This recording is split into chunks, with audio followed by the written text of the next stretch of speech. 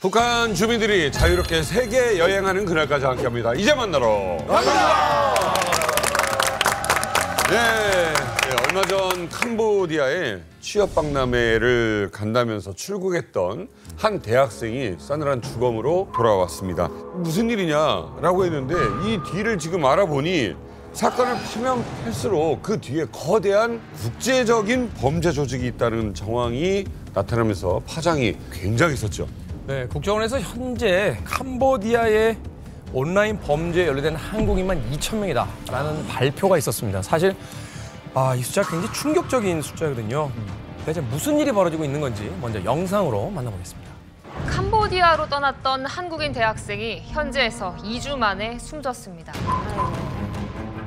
아이고, 어떡하나. 저렇게 돌아오는 거야.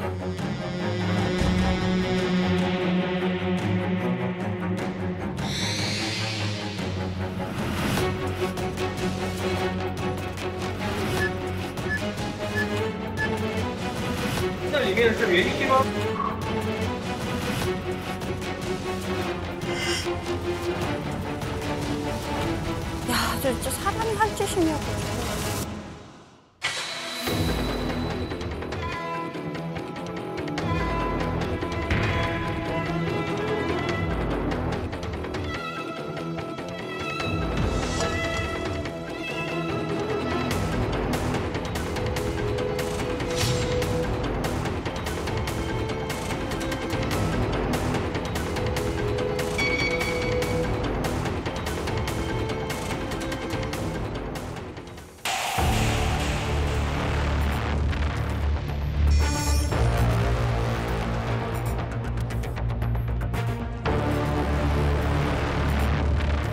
크다, 조직적이다.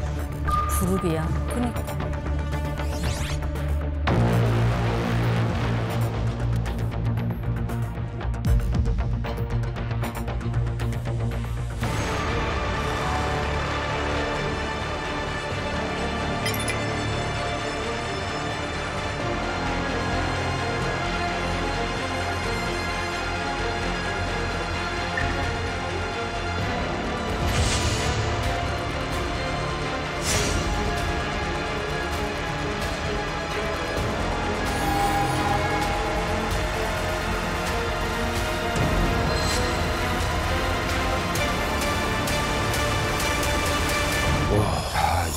음식이요. 네, 정말 이제 요즘 하루가 멀다 하고 사실 캄보디아 뉴스가 계속 뜨고 있잖아요. 저는 이거 보면서 이게 현실인지 영화인지 정말 헷갈리더라고요. 차라리 영화였으면 좋을 텐데 이 모든 게 현실에서 벌어지고 있는 끔찍한 실제라는 거 분명히 말씀드리고 이 모든 일이 수면 위로 드러난 건 비교적 최근입니다. 지난 7월 17일 취업박람회에 다녀오겠다라며 출국했던 그냥 평범해 보였던 20대 남학생이 3주 뒤인 8월 8일 캄보디아 남서부 보코산 인근 차량에서 숨진 채 발견된 겁니다. 멀쩡했던 대학생이 시신으로 발견됐는데 사인을 조사해 보니까 충격적인 소식이 드러났어요. 고문에 의한 심장마비. 고문에 의한 심장마비.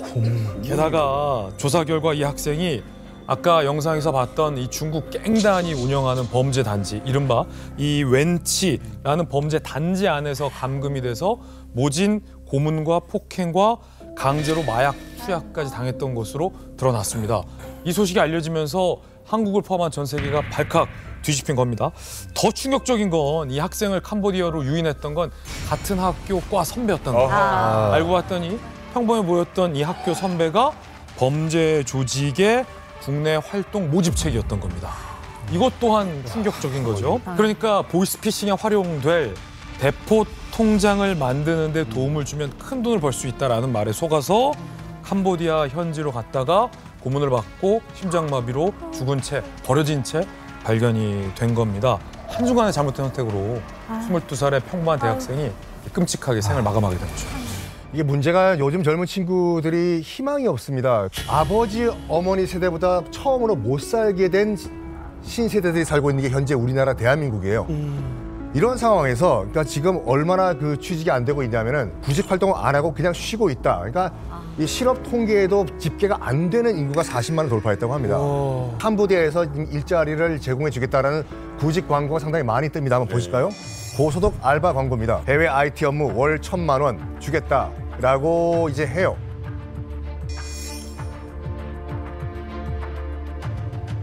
야, 이거 보면 지금 감금 폭행은 말도 안 되고요. 캄보디아에서 가장 탄탄하고 안정된 회사로 일할 수 있다. 이런 거를 보고 또 이게 설령 조금 이상한 건 느끼고 인지하고 있더라도 월천 번다니. 그래도 뭐 혹시나 하는 기대감에 가보는 거죠. 네. 본인들도 알고 있어요. 위험 부담 리스크가 굉장히 크다는 걸. 그렇지만 지금 여기서 실업자 집계도 안 되는 그냥 쉬고 있는 상태인데 네. 가면은 월 1,000만 원 준다고 하니까 일단 가보자 해서 가는 친구들이 많다는 거죠. 그러니까 지금 11월 5일 기준으로 해가지고 지금 캄보디아에서 실종된 한국인의 숫자가 일단 보고된 것만 신고 것만 540명이 넘습니다. 참 이거 의심을 해봐야 되는 거 아닙니까? 이런 거 보면. 사람은 말이죠. 그렇게 합리적이지가 않아요. 사람은 소망을 믿습니다. 믿고 싶은 걸 믿는 거고 그렇죠. 그런 처지에 있으면 그 어떤 소리도 안 들어와요.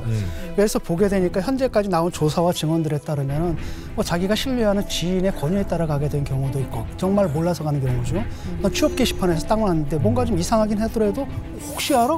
하고 이제 간 경우도 있지만은 많은 경우에는 알아요. 이게 이제 범죄와 연루되어 있다라는 이 사실을 알고 간 거고 다만 이제 완전히 알았다라기보다도 미필적 고의라 그러잖아요. 뭐 갔는데 그게 범죄랑 뭐 연루돼 있다 하더라도 난 큰 상관없다. 잡히지만 않으면 된다 이런 생각으로 간 거예요. 하지만 이런 사람들조차도 거기 가가지고 협박을 당하고 고문을 당하고 강제로 마약을 투입당하고 이럴 거라고 상상하지는 못했을 거라는 거죠. 이게 20대 초반 학생들이 좀 많이 이렇게 당하는 거 보면 좀 기가 막힌데 자 그런데요. 이 건장한 청년들이 오죽하면 무슨 고문받다가 사망까지 간다는 게 이게 말이 됩니까? 그러니까 이 비참한 결과에 이르는 데는 자기가 사실 고의적이냐 아니면 뭐 알고 갔느냐 모르고 갔느냐가 중요치 않은 것 같아요.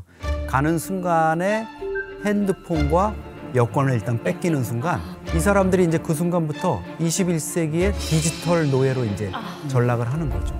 그러다 보니까 범죄 조직에서 이제 불법 도박 사이트 운영해라.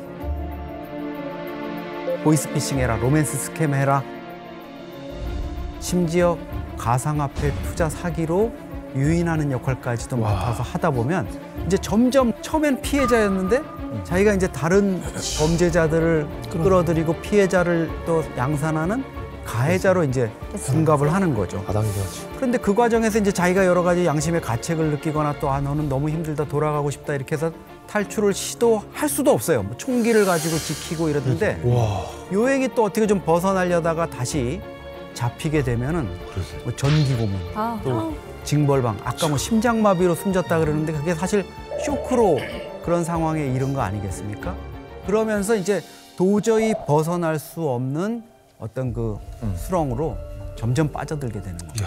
이게 먹이사슬이 있어요. 그러니까 가장 이 범죄 조직의 우두머리에는 이 중국계 범죄 조직 단원들이 있습니다. 여기가 우두머리고 여기가 모든 걸 기획하는 거예요. 근데 한국인들이라 하더라도 두 부류로 좀 나눠야 돼요. 그러니까 범죄인 줄 알면서도 적극적으로 가담하는 사람들이 있습니다. 이런 사람들은 휴대폰도 현지에서 쓰고요. 월급 받고 팀장이다 직책 받고 중국인 범죄자들과 별반 없이 어울리면서 범죄 수익을 영유합니다. 외출도 하고. 이런 사람들은 적극적인 한국인 가담자들은 누구를 상대로 이 범죄를 저지르면 한국인들 상대로 범죄를 저지른다는 점에서 굉장히 나쁜 거예요. 아까 어리버리 좀 돈 벌 수 있나라고 속은 사람도 있고 아예 인신매매 당한 한국인 피해자들 굉장히 많습니다. 통역 알바인주로 알고 갔다가 거기에서 핸드폰 뺏기고 그냥 납치당해서 인신매매 돼버린 사례도 부지기수예요. 그렇죠. 그러니까 먹이사슬의 상단에는 이 중국인 범죄 조직, 그다음에 그 중간에는 한국인 관리자들, 적극적 가담층, 그다음에 그 밑에 있는 무수히 많은 한국인 피해자들은 인신매매 당했다라고 봐도 무방한 그런 상황인데 사기도 이 사람들이 굉장히 교묘하게 칩니다. 처음부터 그냥 사기 안 쳐요. 네. 이른바 돼지 도살 수법이라고 이들은 부르고 있어요. 마치 돼지를 천천히 살찌운 뒤에 도축하는 방식과 같다. 처음엔 차근차근 신뢰관계도 쌓고 투자 수익이 이만큼 났네요. 재투자하시죠? 재투자하시죠? 해서 크게 먹고 뒤통수 치는 이런 돼지 살찌우기, 돼지 도살 수법을 쓰는 거예요. 중국인 총책이 범행을 짜면 한국어로 번역하는 번역조가 있고 피해자를 유인하는 상담조가 있고 대포 통장이나 조직원을 모집하는 모집책 등으로 나뉘어서 철저하게 분업을 해서 움직입니다. 더욱 놀랍고 심각한 거는 사실 이런 범죄 조직이 이거 하나뿐이 아니라 곳곳에 있다는 얘기죠. 국제인권감시기구인 엠네스티가 지난 6월에 보고서를 냈는데 캄보디아 지역, 이 지역에 대규모 범죄 조직만 적어도 53곳이 있다. 우리 외교부가 지금 여기 시아누쿠빌 또 캄포주의 보코산 지역, 바베시, 포이페시를 여행 금지 구역으로 갑자기 우리 국민들이 그렇게 많이 가서 즐겨 찾던 여기를 여행 금지 구역으로 둔갑시켜 버렸어요. 몇 시간 안 걸리는데 이런 일이 있다고? 옆에는 베트남이고 뭐 이런데도 이게 말이 됩니까 이게? 특히 이런 범죄가 이제 심각한 거는 지금 53곳이라고 나오지만 이 디지털 범죄라든가 이런 로맨스 스캠 이런 게 대표적인 이제 암수 범죄라 그러거든요.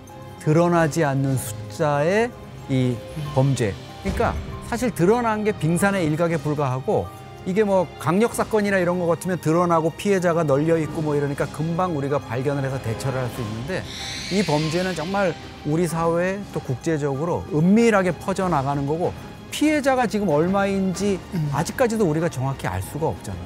수혜 씨 이쪽 아니었어요 옛날에? 네, 맞아요. 제가 캄보디아에 4년 있었는데 그 캄보디아에 4년 있으면서 그 포이펫이라는 곳이 가장 위험한 지역이라고 알려져 있긴 했었거든요. 근데 거기에는 특히 누가 있냐면 그 대한민국 여권이 말소된 사람들. 그래서 이제 대한민국으로 들어갈 수 없는 그 불법 조직의 범죄자들이 거기에 다 밀집되어 있었어요. 그래서 이제 그 사람들이 김치를 되게 먹고 싶어서 다른 데는 못 가고 우리 식당을 그렇구나. 네.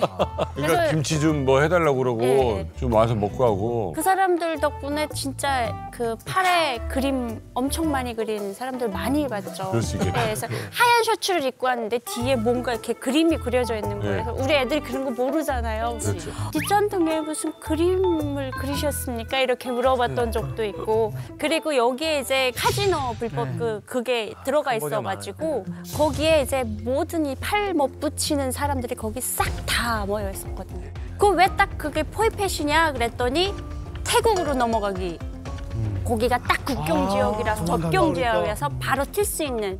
우리 김한수 씨께서 보시기에는 어떻습니까? 제가 여기에서 특히 눈길이 갔던 건 이 범죄 조직에도 해킹팀이 따로 이렇게 있더라고요. 이게 작년부터 올해 5월까지 캄보디아 수도 프놈펜에서 활동했었던 한약 콜센터라는 범죄 조직이 있거든요. 네.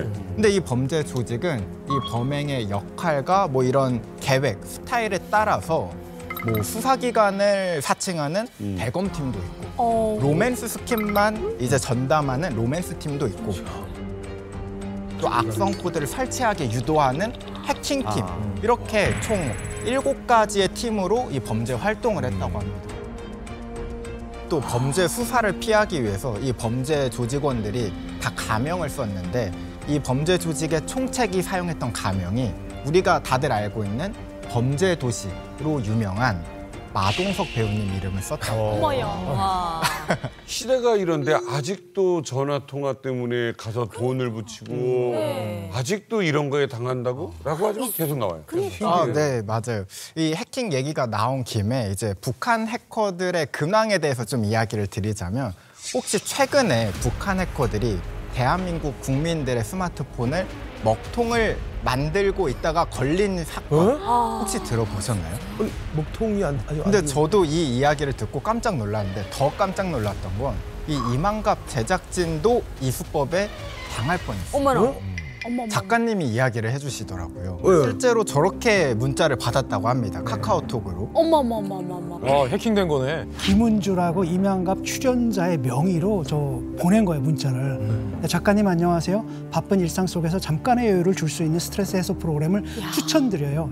복잡한 과정 없이 간단히 사용할 수 있어 마음을 정리하고 기분 전환에 많은 도움이 됩니다. 그리고 밑에 스트레스 클리어 찝이라는 파일을 보냈는데 저거를 클릭하게 되면 해킹된. 그냥 바로 클릭 안 할 수가 없을 것 같은데. 아니 근데 이거는 카톡 이름이 우리 출연자 이름이잖아요. 그걸 해킹하는. 그거 해킹해가지고 좀 설명을 이 상황에 대해서 좀 뭐예요, 설명을 이거? 드리자면요.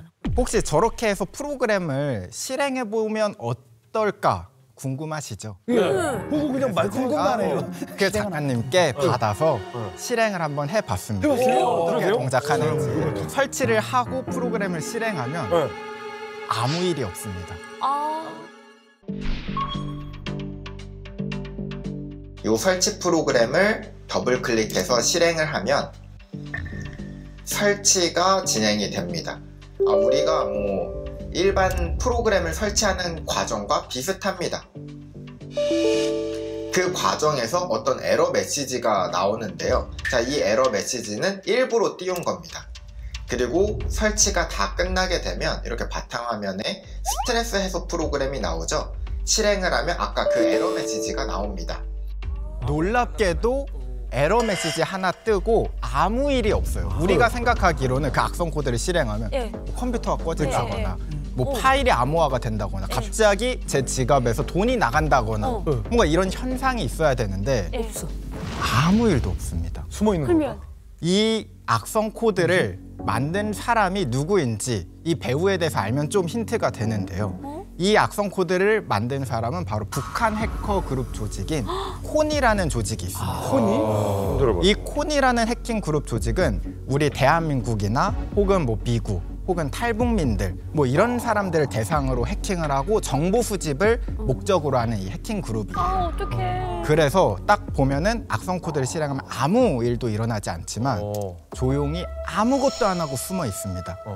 이 사람이 뭘 하고 있는지 보는 거예요. 네, 그러다가 제가 이제 컴퓨터를 쓰다가 화장실을 가요.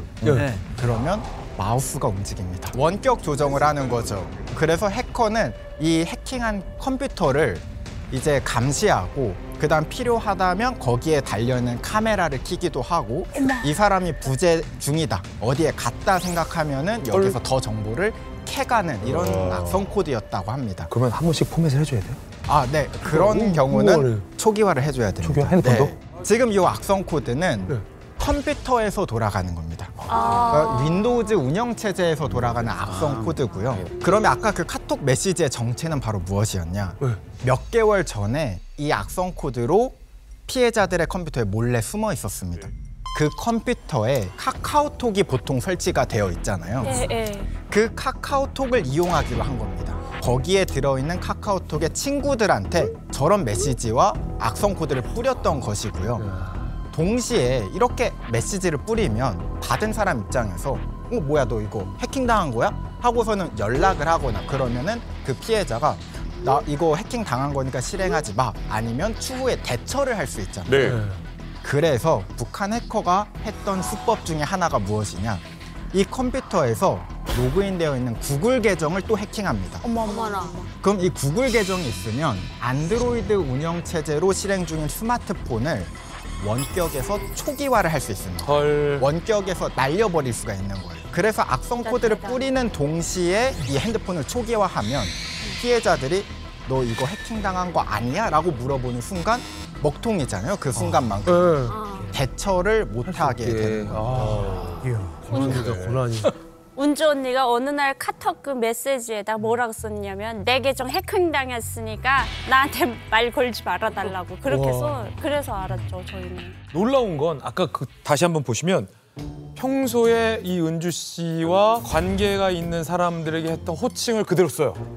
작가님, PD님, 오빠 이렇게 쓴다는 거예요. 그래서 우리 작가님 좀 속았어요. 이모티콘까지 해놨네. 네, 은주님 잘 지내고 계시나요? 신경 써주셔서 감사합니다. 한번 꼭 해보겠습니다. 해본대, 우리 작가가. 해본대.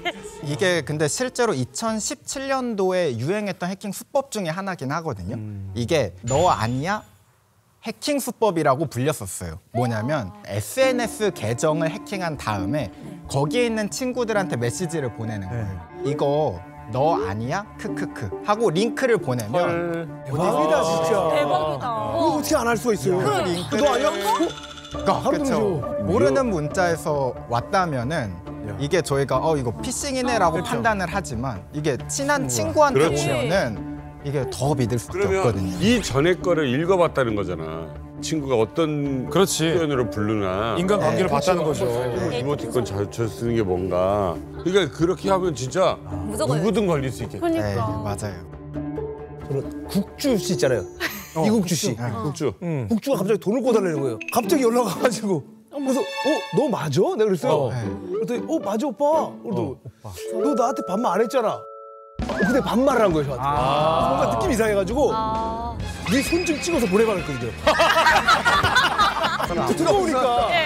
그래서 손을 딱 찍었는데 얇더라고.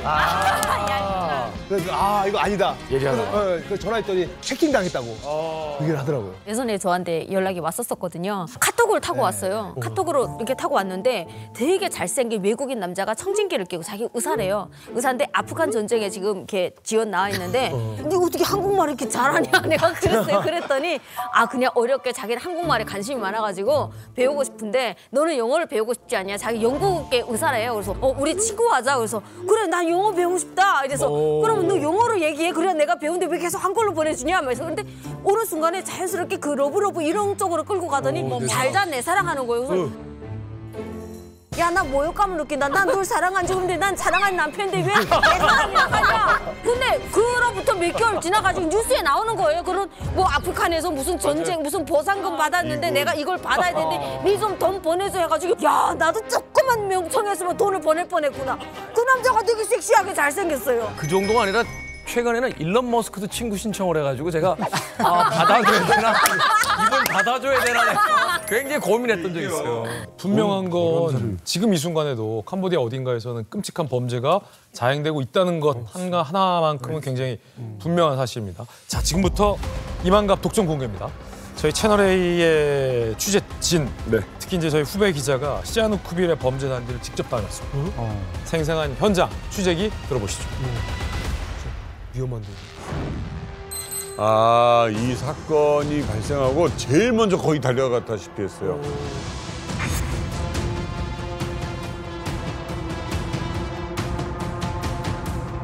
저는 채널A 정책사회부 기획팀에서 속해 있는 최다함 기자라고 합니다. 캄보디아에 한 7박 8일 정도 현장 취재를 떠났습니다. 캄보디아 시아누쿠빌에 있는 네, 저희가 여기 범죄단지 내부로 취재를 갔는데 화면에도 좀 보시다시피 거의 한 10층 높이 그리고 사이즈가 엄청 큽니다. 그냥 아파트 한 동이라고 생각하면 되고 이 한 동짜리가 거의 한 10채가량 포진이 되어 있는 그런 좀 엄청난 큰 규모의 시아누쿠빌 쪽에 있는 그런 범죄단지입니다.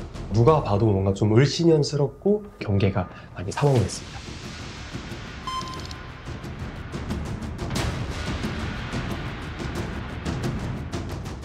담배를 피는 그런 중국인으로 보이는 그런 동양인들이 좀 곳곳에서 좀 있었습니다.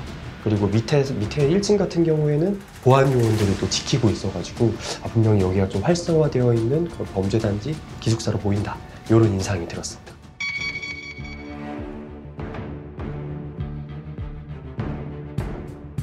이게 이제 처음 들어간 그 범죄단지 1층에 있는 식당인데요. 딱 보시면 쇠장살이 젖어 있잖아요. 내부로 들어가서 이제 좀 자리 있는 것 같은데 밥 먹어도 되냐? 이렇게 물어봤는데 네, 안으로는 못 들어온다. 이렇게 또 얘기를 했습니다. 想去洗手间的话要对进不去是吧？对，有点累了。他们有这里面是园区吗？ 네, 여기를 보시면 일단 식당인데 식당 중간에 이렇게 쇠창살이 젖어 있잖아요. 그래서 식당에서 왼쪽은 외부인들이 이제 들어갈 수 있는 그런 식당인 거고 안쪽은 내부에 있는 조직원들, 근무자들만 식사를 할 수 있는 그런 장소입니다. 또 제가 직접 이렇게 쇠창살을 왜 설치를 한 거냐라고 물었더니 내부에 있는 사람이 밖으로 나가지 못하게 설치를 한 거고 이게 범죄 단지 내에 있는 지침에 따른 거다. 조직원들이 이렇게 이제 설치를 하라고 이제 지시를 한 거다. 이런 얘기를 또 들을 수가 있었습니다.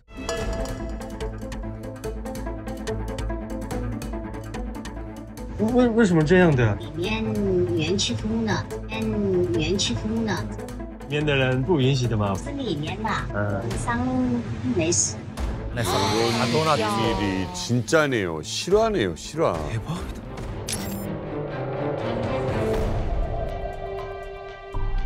일단 위험한 상황이 여러 차례 있었는데 가장 대표적인 거는 저희가 범죄단지로 추정되는 카지노를 촬영을 하다가 보안 요원들한테 저희 취재진이 좀 붙잡힌 그런 적이 있었는데요. 어떡해. 우와. 붙잡혔다. 중국인들한테 붙잡혔는데 이 상황을 어떻게 해야 될지 모르겠다. 빨리 와가지고 도와달라. 내부에 저희가 찍은 영상을 모두 다 삭제를 하라고 그렇게 하는 상황이었고, 저희 이제 영상 취재 기자의 카메라를 옆에 있는 중국인 보안 요원이 카메라를 확인을 하면서 어떤 영상 삭제해야 되고 어떤 영상은 어떤 사진은 다 지워야 한다 라면서 좀 지시를 하고 있는 그런 상황입니다. 갑자기 또 이제 삭제는 내부로 들어가서 카지노 내 안으로 들어가서 하라 라고 이제 얘기를 하는 거예요. 자칫하면은 정말 납치가 될 수도 있겠구나 라는 생각이 들어가지고, 그러면 들어가지 말고 밖에서 우리가 지울 테니까 밖에서 이제 지우게 해달라.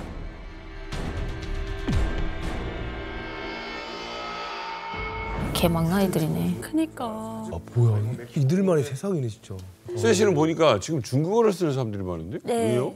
원래 제가 2012년에 나갔었는데 그때는 대부분 다 대한민국 관광객들이었거든요. 그래서 저희 식당에 거의 99.99%가 다 대한민국 한국 사람들만 오셨었고, 예, 그리고 이제 한국인 위주로 범죄가 일어나는 게 어느 정도였냐면 여권 빼앗고, 여권이 되게 비싸게 팔린대요. 예, 한국 여권. 그리고 교민들이 차 타는 거를 알고 그 한국 교민의 차 바퀴 밑에 몸을 던져서 들어가는 거예요. 그 돈을 뜯어내려고. 그런 수법으로 이제 범죄를 저지르는 그런 게 조금 성행을 했었고, 그때까지만 해도 뭐 한국인 납치하고 뭐 강금을 이런 건 없었거든요. 이런 표현이 어떨지 모르지만 그때만 해도 좀 순진한 범죄 형태였는데. 근데 제가 2015년대쯤 돼서 보니까 그때 이제 대한민국 사람들이 다 빠져나가기 시작했고, 거기에 있던 한국 교민 가이드들이 다 베트남 쪽으로 넘어갔고, 캄보디아의 교민 사이가 정말 단단했었거든요. 근데 그게 다 흐트러지고 그때부터 이제 중국인들이 들어오기 시작을 한 거예요. 그래서 저희 식당에 이제 중국 기업들이 막 들어오면서 이거 손님 타겟층을 바꿔야 되겠다. 그래서 우리가 이제 공연도 다 중국 노래를 다 바꿨었고, 이제 중국 사람들이 이제 여기는 이제 중국 사람들 다 먹을 것 같다라는 정보가 그때부터 있었었죠. 그러네. 우리가 알고 있는 동남아, 인도 차이나 반도에서 거의 유일한 친중 국가가 캄보디아예요. 이 캄보디아가 왜 그럼 친중 국가로 돌아섰나? 1대1로 투자금 받으려고요. 그래서 이제 중국 입장에서 봤을 때도 이제 동남아시아로 진출을 해야 되는데, 딱 보니까 거점 국가로 삼을 국가가 캄보디아밖에 없잖아요. 그래서 캄보디아에게 1대1로 우리가 구축을 해줄 테니까 우리 중국의 돈을 받아라. 대신 친중 국가의 거점 국가가 되라. 라고 서로 니즈가 맞아 떨어졌어요. 그래서 이제 중국으로부터 이제 1대1로 손 잡은 다음에 중국으로부터 투자를 받아요. 그래서 이제 캄보디아의 이제 카지노 사업을 벌입니다. 2020년도 전까지 이제 카지노도 만들고 리조트도 만들고 주상복합도 만들고 여러 가지 이제 리조트 타운들을 만들었어요. 근데 뻥! 코로나가 터져버렸잖아요. 손님들이 외국인들이 안 와요. 없지. 그러면 이미 지어놓은 리조트와 뭐 주상복합들과 이런 레저 타운들을 어떻게 하냐? 망했냐? 아니죠. 이미 다 건물들이 있으니까 이걸 온라인 사기의 기지로 만들어 버리자. 그래서 우리가 알고 있는 그 공장들이 등장한 거예요. 그게 범죄를 저지르기 위해서 뚝딱 만든 게 아니라 이미 리조트를 하기 위해서 만든 거를 용도 전환을 한 거예요, 그걸요. 아이고. 캄보디아 정부 입장에서는 이렇게 많은 전 세계인들이 실종이 되고 또 범죄에 연루됐다는 걸 어떤 방식으로든 정보가 들어갈 텐데, 그런데도 저렇게 버젓이 대낮에 뒤에서 이렇게 일을 할 수 있다는 건 이건 조폭들이 할 수 있는 게 아니라 누가 뒤를 분명히 봐주기 때문 아닙니까? 그렇죠. 그러니까 이제 그 캄보디아 역사를 이해하시기 위해서는 그 훈센 전 총리를 이해하셔야 되는데, 거의 40년 동안 그 캄보디아를 실질적으로 통치를 하고 있어요. 지금 아들이 또 총리고요. 범죄 조직 뒤에는 이른바 훈센 가문이 있다고 보시면 돼요. 오른팔 왼팔이 다 이제 그 우리가 알고 있는 카지노를 다 운영을 하고 있고, 앞에 캄보디아 범죄 조직이 있고 뒤에는 이제 훈센 가문이 있다고 쳤을 때 이 전체 이 카르텔에서 나오는 수익이 얼마냐면 캄보디아 국내 총 생산 GDP죠. 무려 25%에 해당하는 125억 달러. 우리 돈으로 17조 원. 와, 카지노에서 주요 수입이네, 주요 수입. 그 이른바 범죄 공장이잖아요. 범죄 공장에 들어가면 시체 소각장까지 있다고 하거든요. 어머. 이거는 일개 조폭들이 할 수 있는 일이 아니에요. 탈출을 해가지고 경찰에 가서 캄보디아 경찰에 신고를 하러 갔더니 자기 그 조폭 두목이 경찰 간부하고 이제 차 마시면서 얘기하면서 낄낄거리면서 웃고 있으니까 그게 얼마나 공포스러웠겠어요. 거기 가면 살 수 있다고 했는데 갔더니 그런 상황이었다. 그러니까 이게 보면은 캄보디아 정부와 훈센 가문이 뭐 비호를 해주고 있다는 건 틀림없는데 여기에 결정적으로 이제 도움을 받고 있는 게 사실 프린스 그룹입니다. 여기 이제 천주 회장이 사실은 푸젠성, 복건성 출신의 중국인이에요, 원래. 그런데 11년 전에 캄보디아로 가가지고 훈센 총리하고 아주 끈끈한 연을 맺게 됩니다. 그래서 정치적 후원자로 또 정치 고문으로 이렇게 자리를 하면서 누구도 건드릴 수 없는 그런 이제 지위에 오르게 됩니다. 겉으로는 뭐 멀쩡하죠, 보기에도. 그 기업인이었는데 각종 온라인 범죄, 거기다 뭐 납치, 취업 사기, 인신매매 이런 범죄 조직의 두목이었습니다. 두목이요? 미국하고 영국에 이어서 지금 대만 당국이 천주그룹의 대만 내 그 거점이라든가 이런 걸 다 압수수색을 했는데 무려 45억짜리 페라리 한정판 그리고 90억 원대의 최고급 슈퍼카 등 고급 차량만 26대 그리고 부동산, 사치품 뭐 이런 게 18곳인데 무려 2,100억 원대의 자산이 압류가 됐습니다. 이거 일부일 거 아니에요, 일부. 그렇죠. 드러난 것만, 파악된 것만 이렇다고 봐야죠. 그러니까 지금 전 세계적으로 이 피해 규모가 어마어마하잖아요. 예. 당장 어떻게 보면 이 사람부터 잡아야 되는 거 아닌가요? 잡아야죠. 그래서 미국 정부가 수배 때린 상태예요. 그런데 지금 잠적한 상태고 그러니까 이 범죄 조직과 유착이 어마어마한 거예요. 오죽하면 미국하고 영국 정부가 나서서 이 프린스 그룹의 자산을 다 동결하기 시작합니다. 그리고 대만이 최근에 압수수색을 대대적으로 펼쳤어요. 그래서 프린스 그룹의 산하에 있는 은행, 금융 회사들을 다 압수수색했습니다. 거기에서 천재 측근들을 대거 붙잡았어요. 근데 그 중에도 전 세계인이 분노한 장면이 있습니다. 이 천재 측근을 붙잡았다가 대만 법원이 단돈 700만 원을 받고 보석으로 풀어준 건데 나오면서 이렇게 천재 비서예요. 류춘희가 환하게 웃으면서 법원에서 보석 허가가 나와서 귀가하는 장면이 포착이 돼서 전 세계에 보도가 된 거죠. 그러니까 반성은커녕 들뜬 표정이라 시민들은 얼마나 많은 가족들이 무너졌는데 저렇게 웃냐, 보석금 700만 원이 웬 말이냐 라면서 분통을 터뜨리게 됐습니다. 근데 지금 수배 때린 지가 몇 달이 지났는데도 왜 말이지? 미국, 영국도 못 잡고 있는 게 천지가 복수의 국적을 갖고 있고요. 캄보디아 정부 당국의 특혜로 외교관 여권도 쥐고 있었어요. 그래서 짐 수색이나 뭐 이런 거 없이 외교관 대우를 받으면서 여기저기 옮겨 다니면서 프린스 그룹이 영국에도 엄청난 부동산을 사놓고 영국 정부가 이번에 지금 자산 동결한 게 압류한 게 바로 그 천주 프린스 그룹의 영국 부동산이에요. 원래 이게 중국에서는 굉장히 감시가 심하잖아요. 최근에 뭐 안면 인식부터 디지털 감시가 심해지니까 중국에 있는 범죄 조직들이 중국에서 활동을 못하는 거예요. 그래서 찾은 게 바로 캄보디아죠. 근데 일단은 캄보디아에는 일단 치안 상황이 굉장히 좋지 않죠. 그러니까 자기들이 활동하기 너무 좋은 데다가 그 짓을 하다 걸려도 형량이 중국에 비하면 엄청나요. 중국에서 웬만하면 사형이잖아요. 근데 여긴 그렇지 않거든요. 그러니까 얘네들이 와서 털을 딱 잡고 있으니까 이 중국 형님들을 보고 각국의 이제 똘마니들이죠. 똘마니 범죄 조직들이 다 모여가지고 그러니까 국제 범죄 조직을 만들어서 말레이시아 범죄 단체는 말레이시아인을 대상으로, 한국은 또 한국 대상으로, 일본은 일본 대상으로, 대만은 대만 이렇게 지금 돼 있는 겁니다. 그래서 우리 정부에서는 캄보디아 경찰청과 협의해서요. 24시간 사건 신고 접수부터 피해자 구조, 송환까지 처리할 코리아 전담반을 지금 설치해서 운영하는 중이거든요. 또한 미국, 중국, 영국 등 16개국, 인터폴 등 국제기구들과 함께 초국가 스캠 범죄에 대해 공동 대응할 계획이라고 합니다. 이번 캄보디아 사태에 맞물려서요. 바로 북한이요. 캄보디아를 무대로 해서 대남 공작을 펼치고 있다는 겁니다. 북한 공작원과 비밀 교신을 하고 북한의 지령을 받은 민주노총 간부 4명이 재판에 넘겨졌습니다.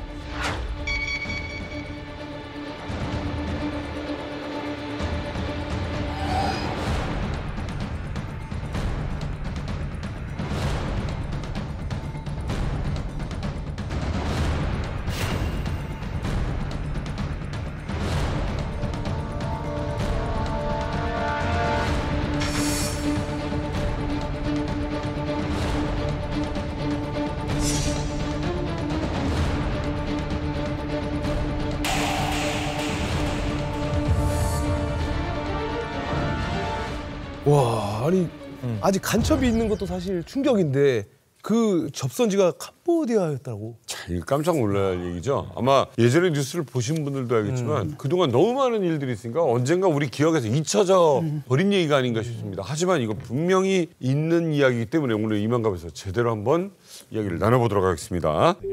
사실 뭐 이렇게 좀 들어도 이 북한하고 이 캄보디아가 이게 좀 가깝게 그려지지는 않거든요. 무슨 접점 같은 게 좀 있었나요? 사실 그 캄보디아는 북한과 오랜 관계를 맺고 있는 나라 중에 하나입니다. 그래요. 그러니까 노르돔 시아누크 국왕이라고 있지 않았습니까? 이 전 국왕이 김일성과 근 30년 동안 허용 호재하던 그런 사이였습니다. 그 인도네시아 반둥 회의라고 반둥 회의 10주년 회의 10주년 기념 행사에 참가하기 위해서 김일성이 인도네시아를 방문하거든요. 그 인도네시아에서 노르돔 시아누크 국왕을 만나게 됩니다. 이때부터 인연을 맺고 장장 30년 동안 허용 호재 해온 사이로 이렇게 변했죠. 아니 근데 북한에서는 그 가까운 중국보다도 그 노르돔 시아누크가 모두 국가 기념 행사 때마다 왔었어요. 그래서 노르돔 시아누크가 좀 이렇게 키가 되게 작았었어요. 그러니까 북한에서는 조그만 코올리게 애들도 다 알았어요. 야 이번에도 또 노르돔이 왔대 하니까 야 시아누크도 같이 왔대. 그러니까 노르돔 시아누크가 같은 사람인데도 이름이 워낙 기니까 애들은 모르잖아요. 근데 그렇게 이름이 익숙할 만큼 자주 왔고 김정일을 그 턱 밑에서 박수를 치는데 엄청 그 추앙하고 그 이 훈모하는 눈빛을 이랬던 게 방송에 다 나와가지고 야 우리 장군님이 정말 위대하구나. 저렇게 다른 나라 국왕이 저렇게 우러러보는구나 하면서 그때 자부심을 느꼈던 기억이 있어요. 자 이게 근데 이상해. 왜 김일성은 왜 캄보디아랑 친해서 뭐해? 뭘로 더? 자 일단 캄보디아를 이해하시려면 두 인물을 이해하셔야 돼요. 훈센 전 총리와 그다음에 시아누크 국왕 두 인물이거든요. 캄보디아는 왕국입니다. 지금도 왕이 있어요. 이 시아누크 국왕이 굉장히 어떻게 보면 짠한 인물이에요. 군사 구테타든지 구테타가 일어날 때마다 쫓겨나요. 여러 번 쫓겨났어요. 국왕하다가 나가. 근데 우리 대사님 말씀하신 것처럼 반둥회의 때 당시 시아누크 당시 국왕이 당시에 중국과 북한을 굉장히 지지해줬거든요. 그러니까 미 제국주의에 맞서 싸우는 두 나라 해서 박수를 쳐줬어요. 그래가지고 일단 쫓겨났어. 국제 미아가 될 때마다 시아누크 국왕이 어디로 가냐면 일단 중국과 북한으로 가요. 일단 중국으로 먼저 갑니다. 그러니까 주은래 총리가 초대해가지고 당시 베이징에서 가장 화려한 건물이었던 2차 대전 전에 프랑스 대사관 건물을 쓰라고 줘요. 근데 주은래 총리가 죽습니다. 또 중국 땅에서 낙동강 오리알이 돼요. 어디로 갈까 하다가 아이 동지 이쪽으로 오시라고. 그래서 이제 김일성의 초대를 받고 이제 북한으로 가는데 시아누크 국왕이 의외로 젊었을 때 영화 배우도 했고 감독도 한 지망생이었어요. 이 김일성 부자가 또 영화를 좋아하잖아요. 또 이 둘이 또 쿵짝쿵짝을 한 거야. 시아누크 국왕 심심하시죠? 그럼 영화 하나 만들어 보시라고. 그래가지고 북한에서 만든 보코르의 장미라고 굉장히 꽤 재밌는 영화예요. 영화를 만들었어요. 인민군과 일제강점기의 일본군 여인과의 사랑 영화거든요. 엄마. 주인공이 누구냐면 시아누크 국왕과 왕비예요. 아니 그럼 북한에서 몇 년 동안이나 있었던 거예요? 북한에서 13년간 망명 생활했어요. 13년이요? 네. 하여간 이제 시아누크 국왕이 이제 다시 이제 그 복위가 돼서 돌아갔을 때 캄보디아로 이제 시아누크 국왕 입장에서 봤을 때도 고마운 거죠. 그렇지 뭔가 신세를 졌고 몇 년. 그렇죠. 그러니까 수도 프놈펜에 있는 거리를 김일성 거리로 만들고. 있어요, 맞아요. 그리고 이제 두 번째 복위했을 때는 나의 신변을 캄보디아 군인들 나 못 믿겠다. 그래가지고 북한에서 실제로 용병들을 데려와가지고 자기 보디가드로도 썼다. 할 정도로 굉장히 끈끈한 형제 국가였다 이거죠. 자, 이분 모시고 이야기 나눠보겠습니다. 전설의 대남 공작원 출신이고요. 누구보다 북한 공작원의 속사정을 속속들이 알고 있는 분, 김동식 대표님 모셨습니다.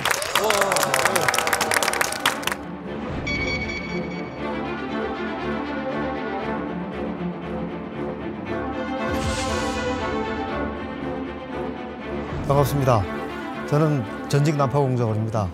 제가 민노총 간첩단 사건을 포함해서 사실은 최근에 있었던 간첩단 사건들의 그 증인으로 법정에 사무인 진술을 하고 기존에 옛날부터 해가지고 1심의 간첩단 사건부터 해가지고 한 10건 정도 간첩단 사건에 제가 증인으로 갔습니다. 공작원이었다 보니까 공작적인 차원에서 세계 각국에서 일어나는 이런 일들을 접하게 되는 것 같아요. 네. 그래서 캄보디아 같은 뭐 혼란스럽고 범죄가 만연한 그런 지역, 그런 국가는 북한이 그 공작원들이 굉장히 접근하기 좋은 그런 지역이라고 볼 수 있고요. 사실은 북한은 공작을 위해서라면 범죄 집단과도 스스럼 없이 손을 잡습니다. 그래서 그 범죄 집단을 이용해서 자기의 그 공작 목적을 관철을 시키는데 뭐 마약도 뭐 거기다 팔고 미패 교환하고 이런 것들이 북한 공작원들이 실제로 하는 일입니다. 이거는 권력층이 알면서 일을 벌인다는 거죠. 알면서 정도가 아니고 그건 뭐 시키는 거죠. 가서 예를 들어서 뭐 캄보디아 범죄 조직하고 손잡고 위조 달러를 가서 바꿔 가지고 와라. 실제로 캄보디아에서 한국인들 납치하고 살해하고 매수하고 해서 그 사람들 예를 들어서 죽였거나 납치하거나 하면 그 사람들 신분을 갖다가 공작원들이 세탁을 해가지고 그걸 가지고 들어오는 거고요. 그 다음에 데리고 들어가서 공작 교육 시켜가지고 다시 내보내가지고 실제로 뭐 과거에 많이 했어요. 그렇게 남미라든지 아니면 중동 이런 데서 납치도 하고 그다음에 그 혼란스러우니까 뭐 주민등록이나 이런 것들이 잘 안 돼 있잖아요. 그러면 국적 세탁해가지고 결국 또 다른 나라에 가서 한 번 더 세탁해가지고 또 들어오고 이런 경우도 많고요. 그런데 그렇게 걱정을 할 수밖에 없는 게요. 최근에 말뿐만 아니라 실제로 캄보디아를 배경으로 한 이 간첩 활동이 있었다고요. 이건 제가 초기부터 취재를 해서 너무나도 잘하는 사건인데 역대 간첩 사건 중에서 가장 큰 규모의 국내 간첩 사건이 국정원과 경찰, 검찰에 의해서 적발됐고 최근 대법원에서까지 확정 판결이 난 사건입니다. 뭐냐면 우리나라의 최대 노동 조직 단체라고 할 수 있는 민노총의 핵심 간부들이 지하 조직을 만들었고 그 배경엔 북한 공작원의 직접적인 이 지령이 있었다라는 사실이 이미 수사와 재판으로 다 드러난 사건이에요. 그런데 이 민노총 핵심 간부가 어디에서 북한 공작원을 안전하게 접수했을까요? 옛날엔 마카오 아니면 단둥이었어요. 김동희 선생님 계실 때는 중국이 주요 무대였잖아요. 근데 이들은 캄보디아에서 북한 공작원을 여지없이 만났습니다. 그럼 캄보디아에서 이 민노총 핵심 간부가 북한 공작원을 만나서 뭘 했냐? 암호문을 지령받고 평소에 암호문을 해독할 수 있는 암호 해독 프로그램, 전문 용어로 말하면 스테가노그래피 방식을 썼어요. 그러니까 평상시 국내에서 약속된 이메일 계정 등을 통해서 북한이 지령문을 보내는 거예요. 그런데 그런 지령이 노골적으로 나오면 우리 정보당국에서 걸러지잖아요. 그러니까 뜬금없는 말을 하는 거예요. 펩시콜라는 어디가 맛있고 코카콜라는 뭐가 맛있고 뭐 이런 뜬금없는 말을 하는데 김동식 선생님 같은 공정에서 직접 받은 암호 해독 프로그램에 USB를 꽂고 북한에서 내려온 이메일을 해독하면 그 안에 숨겨져 있는 북한의 진짜 지령이 해독해서 나오는 거죠. 아니 우리 노조 활동하는데 그게 왜 그런 데랑 연결을 해요? 노조, 최대의 진보 노조를 장악해서 우리 사회를 혼란에 빠뜨리게 할 수 있는 남남 분열 공작들을 민노총을 통해서 엄청나게 많이 시도했다는 게 재판 결과 다 드러났어요. 여기에서 압수수색된 북한의 지령문이 역대 최다였어요. 근데 중요한 건 국내에 간첩 활동을 했던 국내 조직 친북 세력들이 캄보디아에 가서 접선하고 캄보디아에 가서 공작금을 받고 캄보디아에 가서 북한 사람들을 안전하게 만났다는 데 큰 의미가 있는 거죠. 왜? 점점? 제가 캄보디아 가서 뭐 북한 사람들 만나고 과거에 보면 중국에 있다가 베트남 가다가 이번엔 캄보디아 오고 이런 사람들이 민노총 간첩단뿐만이 아니고 뭐 청주 간첩단 그다음에 최근에 있었던 창원 간첩단, 제주 간첩단 얘네들 다 캄보디아에 갔어요. 가서 다 만나고 왔어요. 걔네들이 그 북한에다가 지령 보고할 때 이 문장을 써서 보내잖아요. 문장을 써서 그거를 암호로 이제 프로그램으로 바꿔가지고 보내는데 그거를 나중에 풀어보니까 거기에 김정은이라고 쓰면은 뭐 누가 봐도 아니까 그렇게 안 쓰고 김정은을 총회장님, 북한 공작 지도부를 본사 그런 식으로 해가지고 본인들은 뭐 그걸 북한 공작용으로 하면 은어라고 그러는데 그러니까 자기들끼리만 약속을 해서 누가 말해도 알 수 있게. 그러니까 지금 수사당국이 확보한 북한에서 받은 지령문만 지금 90건 그리고 다시 이제 보고한 대북 보고문 24건 확보를 했습니다. 역대 최대 규모인데 내용이 더 충격적이에요. 일단 그 2022년 11월에 보낸 지령문을 보면은 뭐라고 돼 있냐면 헬로윈 참사를 계기로 각계각층의 분노를 최대로 분출시켜 반정부 투쟁을 전개하라. 그리고 또한 평택 미군 기지와 오산 공군 기지 정보를 수집하고 지하 조직 결성을 시도하라. 라는 혐의가 확인됐습니다. 대법원 지난 9월 25일 날 국가보안법 위반 혐의로 피해자 4명 중에 1명에게 징역 9년 6개월, 또 다른 1명에게는 3년, 나머지 2명에게는 이제 무죄를 선고했는데 이게 대법원 판결까지 난 케이스입니다. 근데 우리 김 대표님께서 직접 참석한 간첩 사건이 있었다고 들었는데 어떤 사건인가요? 그러니까 앞서 말씀드린 것처럼 민노총 간첩단 사건 때문에 수원지방법원에 갔었고요. 그다음에 청주간첩단 사건 때문에 청주지방법원에 가서 재판에 이제 참고인으로 가서 증언을 했는데 얘네들이 그 캄보디아에 가서 기지교육이라고 하는 걸 받아요.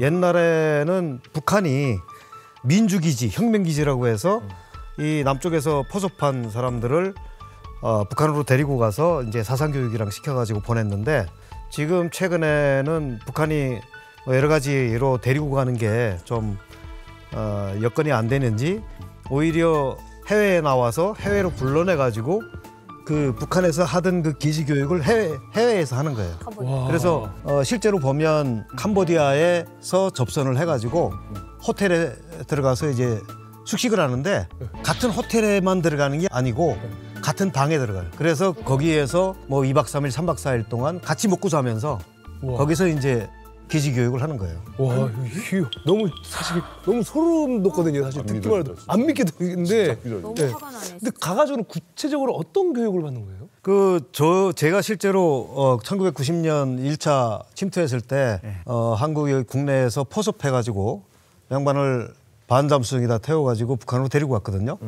실제로 가서 일주일 동안 평양 삼석구역 원흥 초대소에 들어가서 일주일 동안 이제 기지 교육을 했는데 그다음부터 하는 거는 사상교육. 사상교육이라고 해서 뭐 갖다 놓고 강의하고 그럴 시간은 없고요. 일주일이니까 짧으니까 어딜 가냐 하면 평양에 있는 조선혁명박물관, 만경대 김일성 생가, 주체사상탑, 개선문, 그다음에 평양 학생소년공장, 그리고 매일 와가지고 장관 차관이 와서 파티해주고 그리고 뭐 격려해주고 하니까 거의 장관급 대우를 해주잖아요. 장관이 나와서 해주는 거니까. 그러니까 그냥 거기 가면 그냥 어깨에다 바짝 힘주고 오는 거예요.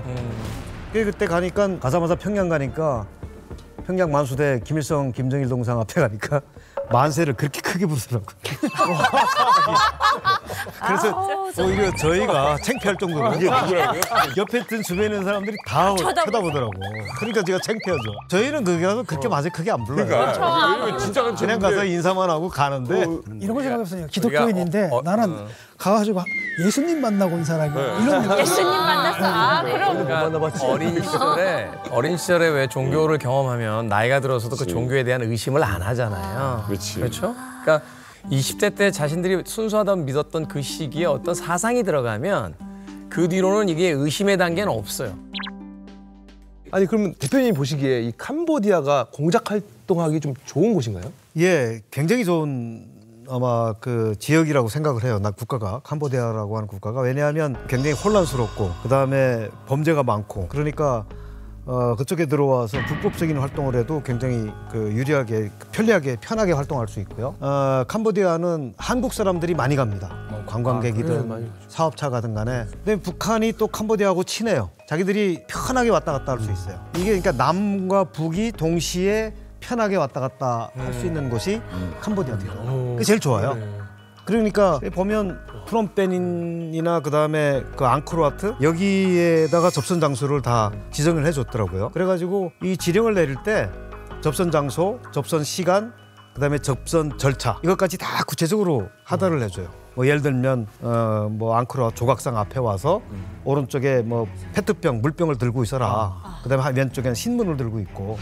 그러면 또 이제 가서 신호를 해가지고 따라오게 하고 한 2바퀴 정도 돌고 미행 없으면 또 가고. 똑같이 생겼으니 뭐 관광객으로 보면 의심도 안 하고. 그렇죠. 그러니까 같은 한국 사람이니까 그냥 같이 가는 것보다 친구인가 보다. 보통 그렇게 이루어집니다. 국정원에서 전화가 와가지고 한번 보자 그러면 가면 저한테 사진을 이렇게 쭉 펴놓고 보여줘요. 그러면 이제 제가 보고 아는 사람 없습니다. 오늘 끝나는 거고. 여긴 제가 좀 아는 사람인데요. 그러면 그때부터 어떻게 아는 사람입니까? 그러면 이 사람이 이쪽에서 캄보디아에서 발견됐다 그러면 이렇게 매칭이 되면 그 다음부터 이제 직접 들어가서 조사도 하고 나중에 재판을 할 때 저한테 증인 좀 해달라. 그래서 나가는 겁니다. 얼마나 재밌냐면 이 북한이 만약에 발각될 걸 대비한 작전도 암호로 민노총 간부랑 주고받아요. 누군가 미행이 따라붙었다 혹은 들킬 것 같다라고 생각이 되면 예를 들어 휴대전화로 전화 온 것처럼 크게 받아라. 그래서 우리 애가 크게 다쳤다고요? 어느 병원이요? 라는 약속된 말을 크게 소리치게 해요. 그럼 멀리 있었던 안경 닦고 있었던 북한 공작원이 발각됐구나 라고 생각하고 서로 각자 갈 길 간다라는 것도 암호로 돼 있는데 현지에서 수사했던 국정원 정보 관계자가 저랑 오랜 친분이 있는 분이라 직접 그분한테 들었는데 그런 암호 발각됐을 때 외치는 장면까지 다 채징을 해놨다고 합니다. 국정원에서. 이게 수도 프놈펜만 벗어나면 그러니까 농촌 지역이거든요. 그냥 거기는 그냥 무정부지대라고 생각하면 됩니다. 캄보디아에 또 우리 교민 사회가 좀 발달해 있잖아요. 네. 북한에서 우리 그 공작을 하려면 일단 접선을 해야 될 거 아니에요. 접촉을 해야 되는데 접촉면이 굉장히 넓은 겁니다. 게다가 또 북한에서도 많이 들어와 있거든요. 그 무역하는 사람들, 외교관들, 뭐 식당하는 사람들. 그러니까 거기서 그 인적 교류를 하게 되면 그냥 비즈니스 하는 것처럼 보이거든요. 그래서 그걸 이용해 가지고 그들이 만약에 공작을 원한다면 정말 공작하기 좋은 장소가 바로 여기가 된 거죠. 그러니까 과거에는 뭐 일본이었지 않습니까? 그런데 이제는 푸놈펜이 돼버린 거죠. 저는 궁금한 게 북한에서도 아무나 캄보디아에 와서 사상교육을 할 것 같지는 않아요. 그 정도의 어떤 공간이라든지 또 그 정도의 중요성이 있다면 좀 고위급 인사가 아닐까 하는 또 생각도 드는데 어떻습니까? 그 북한에 가도 그렇고 캄보디아에 와서 기지 교육을 할 때에도 반드시 부부장급이 나옵니다. 그러니까 차관급이 나와서 하는데 이번에 그 캄보디아에 나왔던 이광진이라고 하는 양반이 있는데 이 양반도 제 선배입니다.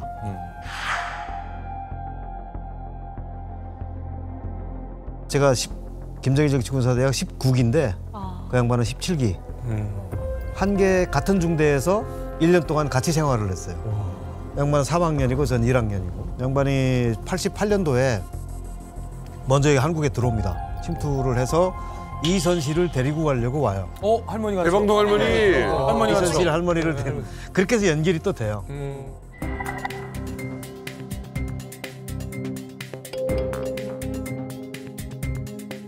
그때 모자 공작조로 위장을 하고 들어옵니다.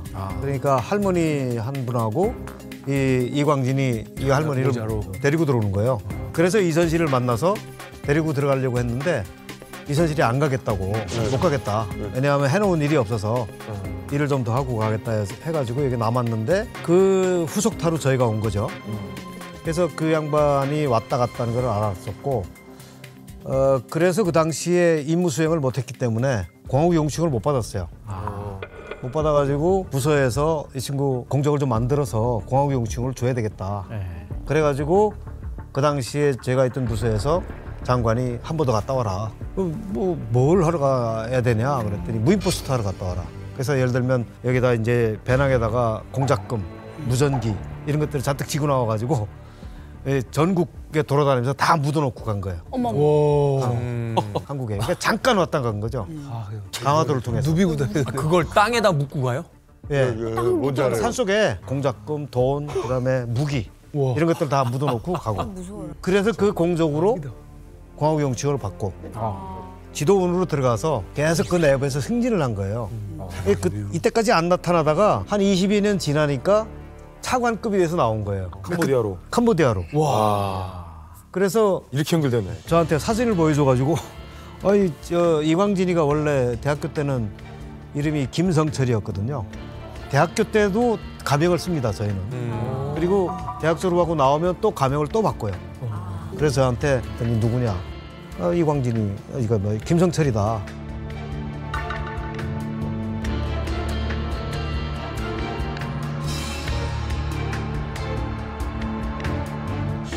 아니 지금 이게 북한 입장에서 선생님 진짜 꼴보기 싫겠어요.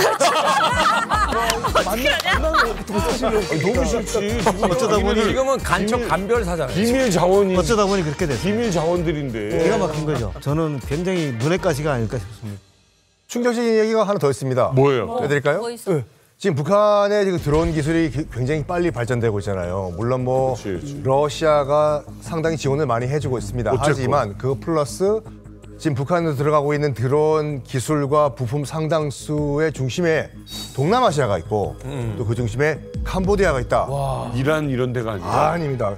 일본의 민영 방송인 그 니폰 TV가 아주 충격적인 보도를 한 게 있습니다. 뭐냐면 북한 공작원이 캄보디아 주재 북한 대사관의 외교 지원 신분으로 위장해서 드론 부품을 조달하고 그걸 북한으로 보내고 있다라고 일본 언론이 보도를 했습니다. 주인공으로 지목을 한 그 인물은 누구냐면 40대 중반의 이제 박모 씨인데 더글라스라는 이름으로 활동을 했다. 근데 진짜 신분은 북한 무기 수입 상사 청송연합의 캄보디아 지부 대표라고 보도가 됐는데 대표님, 이 청송연합이 뭐 하는 데입니까? 공작원들이 보통 해외에 나가서 위장 신분을 사용할 때 무역회사 대표라든지 뭐 음식점 사장이라든지 뭐 이런 거를 많이 활용을 하고요. 청송회사라고 하는 것도 바로 이제 정찰총국에서 만든 위장 회사죠. 그런 데서 무기 부품이라든지 그다음에 뭐 전자장비라든지 드론 부품이라든지 이런 것들을 구입해 가는 거는 뭐 보통입니다. 제가 과거에 보면 95년도에 여기 나오는데 갑자기 어느 날 오더니 무전기를 6대를 갖고 나가거든요. 그러고 있는데 계속 뭐 약간씩 딜레이가 되더라고요. 무전기를 가져와야 되는데 그래야 뭐 포장도 하는데 나중에 이제 보니까 무전기 조립이 안 됐다는 거예요. 부품이 지금 없어서 아직 도착을 안 했기 때문에 못 하고 있다. 어디서 갖고 오는 거냐? 홍콩에서 갖고 온다는 거예요. 그때는 홍콩에서 갖고 왔어요. 그게 다 뭐냐면 한국산. IC칩.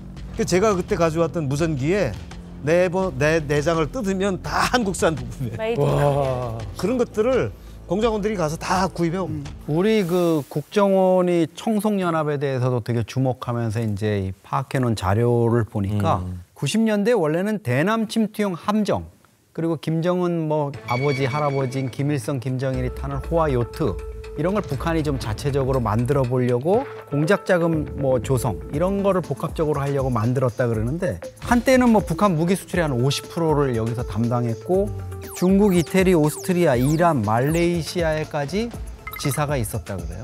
그래서 평양 대동강변에 아주 경치 좋은 곳에 본사가 위치하고 있다. 우리 국정원이 이렇게 파악. 그러면 제가 그거는 정확히 압니다. 정찰총국 산하에 작전국이 있는데 그 산하에 있는 927 연락소라고 있습니다. 그 927 연락소인데 걔네가 뭘 만드냐면은 대남 침투용 반잠수정을 얘네들이 만듭니다. 얘네들이 반잠수정 만들어서 아마 동남아 쪽에도 수출도 하고 그랬어요. 그리고 그렇게 수출해서 돈 벌어들이고 그거 가지고 승성자금 바치고 또 공작금도 만들고 그다음에 공작선 만드는 데 들어가는 여러 가지 부품들, 특히 엔진. 엔진은 보통 다 미국산, 독일산 엔진을 사옵니다. 공작선에 다 미국산 엔진이에요. 자, 김준기 기자님. 지금까지는 언뜻 들으면 좀 재밌고 호기심 갈 만한 얘기 같지만 이런 뭐 드론에 대한 장비 얘기 뭐 그런데 이게 캄보디아에 있는 중국계 범죄 조직과 엉켜지면 무시무시한 일이 되는 거예요. 방금까지 얘기했던 이 청송연합이라는 데가 첫 번째 단순한 무역회사가 아니다. 두 번째 반잠수정만 만들던 회사가 아니다. 그리고 부품 드론만 밀수하는 회사가 아니다. 지금 이 청송연합과 캄보디아의 연결 관계는 뭘까? 그 얘기를 지금 해드릴게요. 2022년 베트남의 게임 회사 중에 굉장히 유명한 게임 회사가 있었습니다. Axie Infinity라는 베트남의 유명한 게임 회사가 있었어요. 근데 북한이 여기를 해킹합니다. 그래서 6억 달러, 우리 돈 8,589억 원 상당 규모의 이제 자금을 탈취해요. 그런데 이 돈을 어딘가에서 세탁을 해야 되잖아요. 그래서 이 탈취한 자금을 캄보디아의 민간 금융 그룹인 후이원 그룹에서 세탁을 하는데 청송연합이 등장합니다. 자, 그런데 이 캄보디아의 후이원 그룹이 그냥 평범한 민간 금융 그룹이 또 아니었어요. 이 후이원 그룹은 어디였냐? 아까 얘기했던 한국인을 상대로 납치하고 인신매매하고 고문했던 프린스 그룹 기억하시죠? 이 프린스 그룹의 자금 세탁처가 이 후이원 그룹이에요. 동시에 이 청송연합뿐 아니라 북한의 악명 높은 해킹 그룹인 라자루스의 주 자금 세탁처가 또 이 후이원 그룹입니다. 그러니까 북한과 캄보디아 범죄 그룹은 과거부터 현재까지 긴밀하게 얽히고 설키고 있다는 거예요. 또 여기서 라자루스가 또 라자루스. 네, 유명 라자루스 나오는데 아니 북한 해커들은 진짜 안 끼는 데가 좀 없는 것 같아요. 그러니까 미국 재무부에서 이미 지난 5월에 그 후위원 그룹을 주요 자금 세탁 우려 금융기관으로 지정하고 제재를 예고했습니다. 그리고 2달 후인 7월에는 공식적으로 후위원 그룹이 북한 라자루스의 자금 세탁 통로라고 지목을 했습니다. 그럼 미국에서는 왜 무슨 근거로 그 일을 했느냐 알고 보니까요. 그 후위원 그룹의 관련 직원이 북한 정찰 총국 인사와 계속 연락을 주고받았대요. 그 사실을 발견한 겁니다. 이걸로 봐서는 이 금융사가 자기도 모르게 북한한테 이용당했다라기보다는 상당히 적극적으로 도왔다고 볼 수밖에 없는 거죠. 그래서 이익을 공동으로 취했다 이렇게 볼 수밖에 없는 거죠. 실제로 그 유엔 안보리 대북 제재 결의 이행을 감시하기 위해 가지고 2024년 10월에 출범한 다국적 제재 모니터링 팀 MSMT라는 단체가 있는데 여기서 얼마 전에 보고서를 냈습니다. 이 보고서에 따르면 북한 정찰 총국과 또 연계된 라자루스가 탈취한 가상 자산을 후위원 그룹이 운영하는 결제 시스템 후위원페이에서 공식적으로 현찰화했다라고 보고서가 공식 발표를 했어요. 실제로 북한과 관련된 범죄 연루가 됐습니다. 이 돈이 국내 은행으로 들어왔다 또 나가요. 엄마. 전 너무 충격적인 게 이 북한 자금이 캄보디아로 지금 들어오잖아요. 이 후위원 금융그룹을 통해 세탁을 해야 되는데 캄보디아와 그 인근 동남아 미얀마에서만 세탁하기엔 자금 규모가 너무 큰 거예요. 너무 크죠. 거래도 많고 그러다 보니까 지역에 굉장히 유명한 지방은행이 있어요. 이 지방은행이 국내에서 유일하게 이 후위원 그룹과 수년 전부터 외환 거래를 해왔다는 게 뒤늦게 드러난 거예요. 그러니까 이 국내 은행은 거기가 돈 세탁하는 범죄 금융 단지인 줄 모르고 해당 은행이 프린스 그룹과 지난 6년간 1,252억 원을 거래한 사실이 드러났고 그 은행을 포함한 국내 은행권에 이 프린스와 후위원 그룹의 예금이 있는 걸로 알려져서 지금 현재 동결을 해놨어요. 그러니까 그 돈 중에 상당수는 북한의 범죄 자금이 세탁되고 우리나라 금융권에 들어와 있는 거예요. 우리도 몰랐던 거죠. 지금 저희가 보는 것처럼 후위원페이를 이제 북한 해커가 암호화폐를 세탁했다라고 저희가 알고 있잖아요. 저희가 늘 궁금했던 게 훔칠 순 있지만 어쨌든 현금으로 도대체 어디에서 바꾸냐 이거에 대해서 정말 많이 궁금해했었는데 그 대답 중 하나가 이 후위원페이였다는 겁니다. 근데 이 후위원페이가 그게 가능했던 이유가 무엇이냐면 보통은 KYC라는 고객 신원 확인 제도라는 게 있습니다. 예를 들어서 우리가 이제 암호화폐 거래소에서 아이디를 만들려고 해도 신분증을 제출해야 되고 그렇기 때문에 이제 이 코인을 현금으로 바꾸는 순간 이 아이디의 주인이 누구인가 그리고 바꾼 돈을 어디에서 인출하는가를 추적하면은 이 범죄자를 색출해낼 수 있거든요. 이 후위원페이는 KYC가 거의 없다 할 정도로 미흡했다라고 합니다.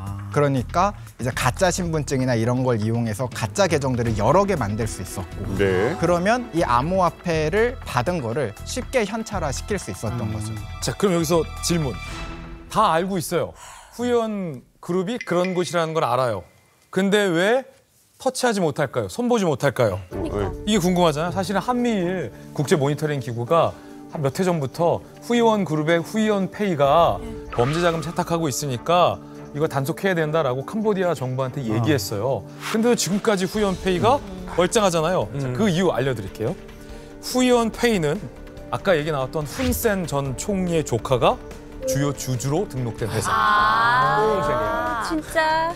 그리고 북한 정찰 총국 요원들하고 후위원 그룹의 후위원페이 임직원들이 굉장히 긴밀한 관계라고 우리 정보당국은 수년 전부터 파악하고 있었습니다. 이게 그러니까 이제 후위원하고 북한의 연계고리를 밝힌 이 다국적 제재 모니터링이 북한의 이런 불법 활동을 막고 있는데 여기 보고서에 보면 북한 정권이 정말 수익을 창출하기 위해서 노동당과 뭐 군부, 내각까지 총동원돼 가지고 이 활동을 하고 있는 걸로 나타났거든요. 보면은 군 소속 조직으로 정찰 총국 산하의 110호 연구소, 63 연구소, 414 연락소가 있고요. 사회안전성 소속의 압록강 기술 개발 회사, 원자력 공업소 소속의 조선 만경대 컴퓨터 기술회사 등이 있고요. 노동당 산하에는 313 총국, 7호 지도국 등 뭐 이름도 우리가 이루 알 수 없는 여러 기관들이 지금 망라가 돼 있습니다. 정부기관이 범죄도가 있냐. 북한이 보통 그 비밀기관들의 명칭을 쓸 때 숫자를 많이 씁니다. 그러니까요. 방금 말씀하신 중에 414 연락소가 있는데 414 연락소는 통신 연락소입니다. 얘네들이 하는 일이 뭐냐면 통신기기, 무전기를 제작하고 한국이나 해외에 파견되는 공작원들, 그다음에 현지에서 활동하는 간첩망들과 북한 공작 지도부와의 통신 연락을 연락 임무를 수행하는 연락소입니다. 그래서 이 414 연락소가 굉장히 그 기술 수준이 굉장히 높아요. 앞서갑니다. 저희가 여기 나올 때 95년도 나올 때는 초단파 무전기를 만들었습니다. 초단파 무전기가 우리 휴대폰보다 한 2.5배 정도의 두께, 크기는 휴대폰 크기입니다. 그만한 건데 안테나 옛날에 왜 우리 휴대폰에 안테나 뽑았죠. 그 안테나 4개를 이렇게 뽑으면 북한까지 무전이 한국에서? 북한까지요? 북한까지요? 북한 무전기를 쓸 수 있다고요? 예, 무전이 갑니다. 위성 안 쓰고 위성 같은 거 없어도 되는 거예요? 중계탑, 제가 중계탑도 없고 접해가지고 조사받을 때 맨날 안 믿을 것 같아. 안기부 수사관들이 물어봤던 게 그겁니다. 야, 이거 어떻게 가냐? 초단파는 통달거리가 짧은데 땅도 많고 북한이 위성 띄웠어? 그래요. 난 모른다고. 왜냐하면 우리 휴대폰 쓰는 사람이 휴대폰 전파가 어떻게 가는지 모르겠지. 자기만 쓰면 되지. 마지막에 나중에 저보다 후에 온 다른 부서에 온 제 친구 공작원이 하나 있었는데 자기도 이제 좀 궁금해서 물어봤대요. 이거 도대체 어떻게 가냐 그랬더니 414 연락소에 있는 애들이 그러더라는 거예요. 이거 지금 미국 통신위성 도둑질에 쓰고 있다. 진짜 치사하다, 치사해. 미국 위성을 야, 그걸 해킹해서. 그러니까 걔네들이 그때부터 그런 도둑질을 했으니 그 해킹 같은 거 하는 건 일도 아닌 거예요. 그러니까 이게 말이 안 돼. 와, 어마어마한 일이에요. 이거 어마어마한 일이야. 그러니까 이게 무전기에서 인터넷으로 넘어오잖아요. 통신 연락 수단이. 그러니까 세계 최고야. 연락 수단을 인터넷으로 하기 위해서 이 414 연락소가 제일 먼저 거기 뛰어 들어가는 거예요. 들어가서 인터넷으로 어떻게 연락을 할 건지, 이 암호는 어떻게 암호 장비는 어떻게 만들 건지 이런 것들을 쫙 다 만들어 갖고 여기 현지에 있는 간첩들한테도 주고 본인들도 갖고 있고 걔네들이 전국에서 머리 좋은 애들 다 데려다가 그걸 연구를 하는 거예요. 그동안 이만갑에서 이 북한 사이버 조직의 딥페이크 사용, 위장 취업 등 또 암호화폐 탈취 방법까지 알아봤는데 근데 이건 어떻게 탈출을 하는 겁니까? 난 아무리 생각을 해도 와, 위성을 탈취할 정도의 해킹 기술이 있다고요? 근데 이 MSMT 보고서를 제가 이제 저도 살펴봤거든요. 근데 여기에 이제 북한 해커들이 어떻게 암호화폐를 해킹했는지 뭐 그런 시나리오들이 막 많이 나와 있어요. 근데 진짜 창의적입니다. 저희가 저번에 그 딥페이크를 이용해서 위장 취업을 하고 그리고 암호화폐를 털어갔던 이런 사례들도 봤었잖아요. 맞아요. 이제 그거에 반대로 취업을 하는 게 아니라 면접도 봅니다. 위장 회사를 세워서 취업을 원하는 취준생이라든가 구직자들을 향한 해킹을 하는 거예요. 근데 이럴 때 이제 보통 면접을 온라인으로 보잖아요. 그러니까 온라인으로 보기 위해서 필요한 프로그램을 제안하는데 그 프로그램이 악성 코드가 숨겨져 있었던 거죠. 이런 식으로 해킹을 했고 이렇게 북한이 지난해 1월부터 올해 9월까지 탈취한 암호화폐가 28억 4천만 달러. 우리나라 돈으로 4조 원 정도 되는 거예요. 4조를 탈취했어요? 네. 잘 살겠네. 4조. 북한에서 이렇게 탈취한 암호화폐를 결제수단으로 활용해서 안보리 제재로 금지하고 있는 물품들이 있거든요. 예컨대 무기 제조와 관련된 부품이나 또는 원자재 같은 거 이런 거래를 지금 하고 있다고 합니다.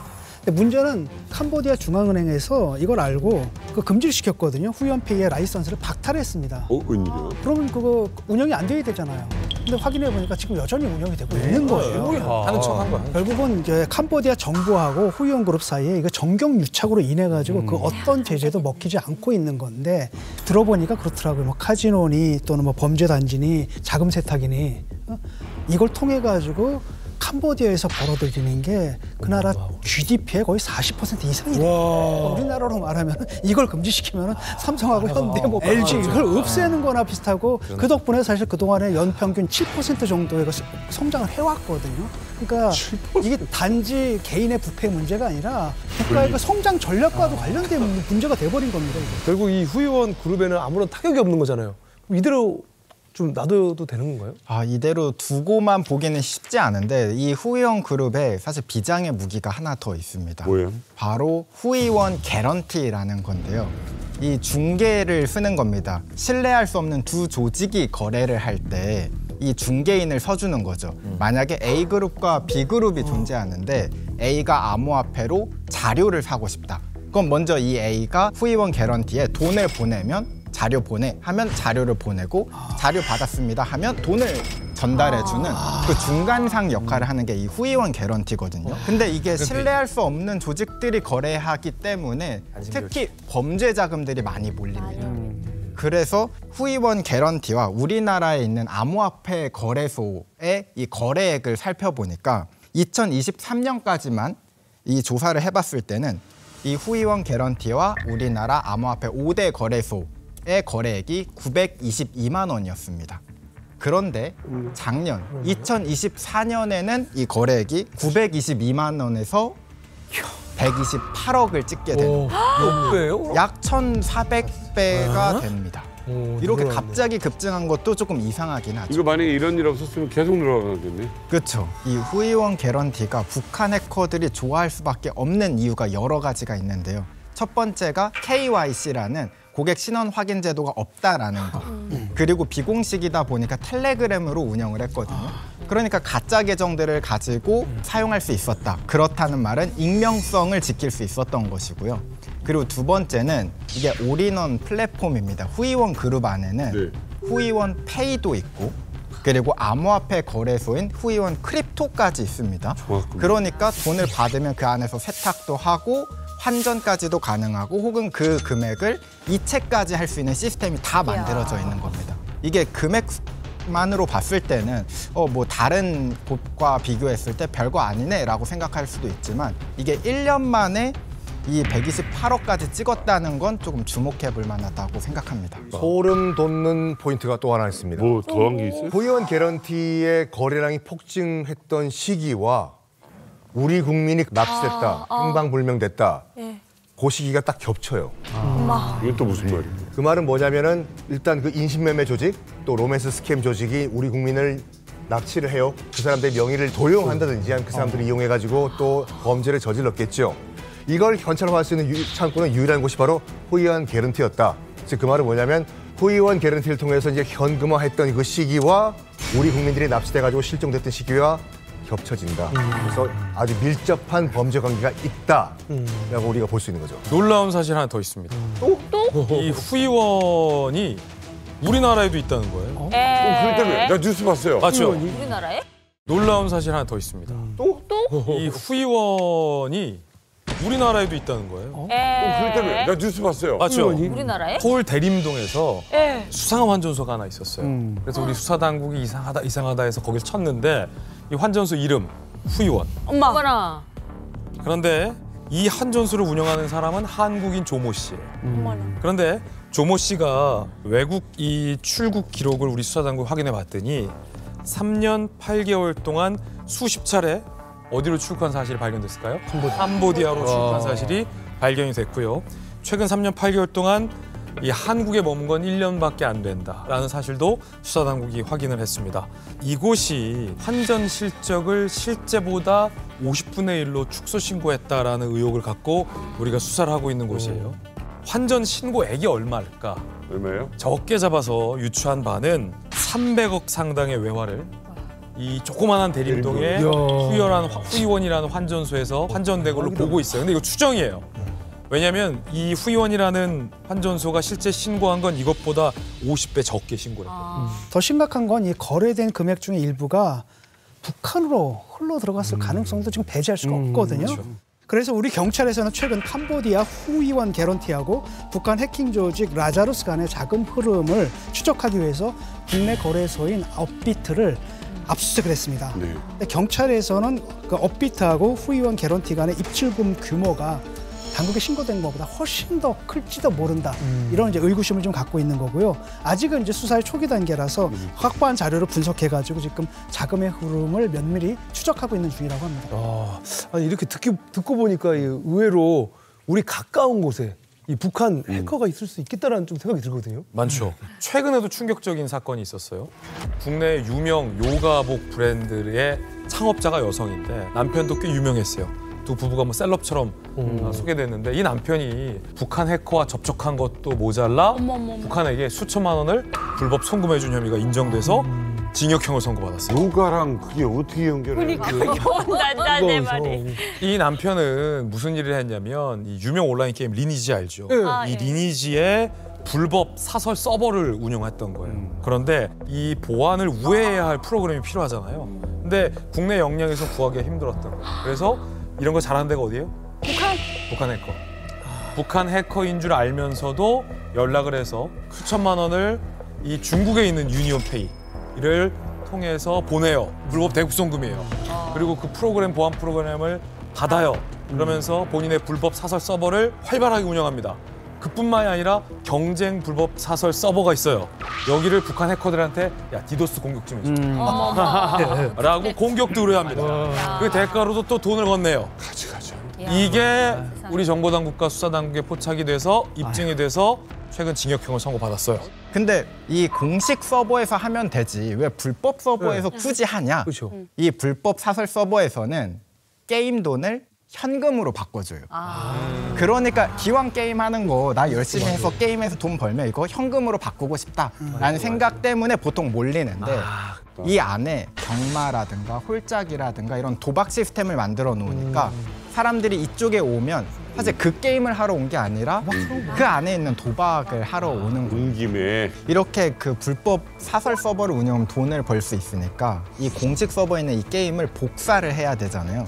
그래서 이렇게 불법 사설 서버가 문제가 되고 있다는 걸 알아서 이 게임 회사에서도 2014년 1월에 대대적인 게임 보안 업데이트를 합니다. 그래서 그때 사설 서버들이 많이 닫혔어요. 그래서 이분도 어떻게 하면 다시 이걸 복사해서 열까 이걸 고민하다가 동업자한테 북한 해커 에릭이라는 사람을 소개받았다고 합니다. 그래서 뭐 직접 만난 건 아니고 메신저나 이메일, 뭐 전화 이런 걸로 연락을 하면서 보안 프로그램을 뚫는 뭐 그런 프로그램을 주고받았다라고 합니다. 그래서 이게 북한 해커들이 실제로 이런 해킹 프로그램을 개발해서 판매합니다. 이게 생각보다 돈이 꽤 되거든요. 그래서 북한의 해커들은 유명한 IT 기업의 위장 취업도 해야 되고 해킹도 해야 되고 피싱도 해야 되고 이제는 게임도 뚫어서 게임 핵도 만들어서 판매를 해야 됩니다. 전 세계에서 제일 못 사는데 제일 바빠. 근데 아무튼 국내 대기업이 만든 유명한 게임입니다. 이거 뭐 정말 많은 사람이 하고 있는 전 세계적으로 히트를 한 보안 프로그램이 이렇게 뚫릴 수가 있나요? 일반 해커겠습니까? 아니겠죠, 당연히요. 북한 정부 공인 블랙 해커였습니다. 정부 공인 블랙 해커. 북한에서 인정해줘. 북한 정부가 인정해준 블랙 해커예요. 북한에서는 화이트 해커지. 북한 입장에서 화이트 해커죠. 일단은 에릭의 본명은 오성혁이라고 해요. 조선 능라도 무역총회사 능라도 정보센터 개발팀장. 여기가 뭐 하는 곳이냐? 능라도 정보센터. 이제 겉으로는 이제 무역회사인 척하면서 활동을 하고 있는데 북한의 통치자금을 조성하는 곳입니다. 우리 또 대사님께서 너무나 잘 알고 계시는 39호실 직속 산하기관입니다. 본사는 평양에 있고 지사가 어디냐? 중국 IT의 메카라고 하는 항주 국경도시죠. 중국의 단동에 지사가 있는데 요가복을 만드는 그 회사의 남편이 이제 의뢰를 했어요. 이렇게 해달라. 대가로 이 남성은 북한이 지정을 해줬습니다.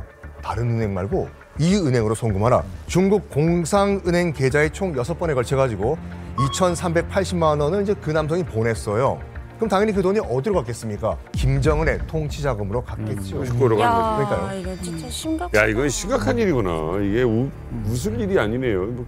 이게 한 명이면 다행이지만 얼마나 많겠어요. 더 있을지 뭐 100명, 의뢰한 사람이 1,000명, 3,000명이 될 수도 있는 거고 다른 또 의뢰도 얼마나 많겠어요. 심지어는 이제 약간 겁이 나기 시작하는 건 뭐냐면 이 리니지라는 게임 회사가 보통 회사는 아니거든요. 전 세계적으로 히트를 하는 엄청나게 히트를 하는 회사고 기술력도 있는데 이런 걸 막 뚫어버린다는 건 사실 좀 전방위잖아요. 남의 비트코인부터 게임 회사까지 뚫고 있으니. 근데 무서운 건 이 게임 핵을 북한 해커들이 개발을 하면 이걸 사용하는 사람들은 우리나라 사람들이라는 거죠. 그러니까 우리나라 사람들도 모르고 그걸 이제 찾아다니고 구매해서 이제 사는데 알고 보면 그게 북한 해커의 지갑으로 들어가고 있었을 가능성도 있습니다. 그 과거에 간첩 사건이 있었는데 그때 북한이 프로그램을 개발을 해준 게 뭐냐면 주차 프로그램이에요. 아파트 주차 관리 프로그램. 그걸 가지고 얘네들이 회사를 만들었어요. 해가지고 그걸 가지고 아파트 주차 관리를 하면서 여기저기 이제 계약을 해갖고 돈 벌고 주차 관리 프로그램. 대박이다. 그거 다 만들어주고 그 다음에 그거를 관리하고 업그레이드 시키는 거 다 북한이 해주고요. 얘네들은 여기서 그 프로그램을 팔면서 돈 벌고 그걸 공작금으로 활용하고. 그러니까 제가 몇 년 전에 그 북한 해커는 아닙니다만 어떤 그 해커 하나가 아파트 관리 시스템을 해킹을 해가지고 집집마다 인터컴이 있잖아요. 네네네. 그 아파트 단지에 있는 모든 사람을 몰카를 봤어요. 어머머머머머. 그러니까 그게 실제로 가능하다는 이야기. 와, 끔찍하네요, 이거. 최근에 이제 그 스파이 이야기도 저도 들으면서 떠오른 이제 사건이 있는데 최근에 그 네덜란드에서 17살의 학생 2명이 갑자기 집에서 숙제를 하다가 체포되는 사건이 있었습니다. 근데 그 혐의가 뭐였냐면 간첩 활동이었어요. 근데 17살인 학생들이 자기들도 이제 당황한 거죠. 이유를 모르는 거예요. 알고 보니까 친러 해커들이 텔레그램을 이용해서 소액 알바, 뭐 혹은 뭐 고수익 알바 이런 것들을 뿌리고 있었던 겁니다. 그래서 학생들은 모르고 그냥 어떤 가방을 들고 특정 지역에 돌아다니라 이런 미션을 받고 그냥 이렇게 돌아다니고 돈을 받고 이렇게 끝냈는데 그 가방 안에는 실제로 해킹 장비가 들어가 있었다고 합니다. 우크라이나에서는 실제로 어떤 그 10대, 20대 사람들을 특히 타겟으로 하는데 어떤 가방을 들고 경찰서에 갔더니 그 안에 폭탄이 있었다라고 혹은 폭탄을 개발하는 것까지도 다 이런 식으로 텔레그램으로 고수익 뭐 알바다 이런 식으로 꿰어낸다고 하더라고요. 그래서 나도 모르게 간첩 일을 하고 있을 수도 있다라는 걸 알았으면 좋겠습니다. 북한판 신데렐라 한송미 씨 모셨습니다. 엄마 중국에서 돈 많이 벌고 다시 북한으로 돌아갈게. 새아빠 집에 이사 가서 돼지고기 위해서 잤었어요. 강목이라고 하나요? 그걸로 엄청 맞았어요. 저 잘못했습니다. 그냥 모든 잘못한 거 다 내가 했어요. 담배 사서 피울 돈이 없으니까 담배꽁초를 가서 주워오라고. 여기 더 있다가는 이젠 희망이 없겠다. 엄마랑 통화할 때 강만 건너면 엄마를 본다라고 하시더라고요. 조망강을 건너는데도 엄마가 없는 거예요. 네 엄마 한국에 있지 않니? 우와, 이거는 뭐 거의 식스센스 반전. 엄청난 반전인데요? Channel A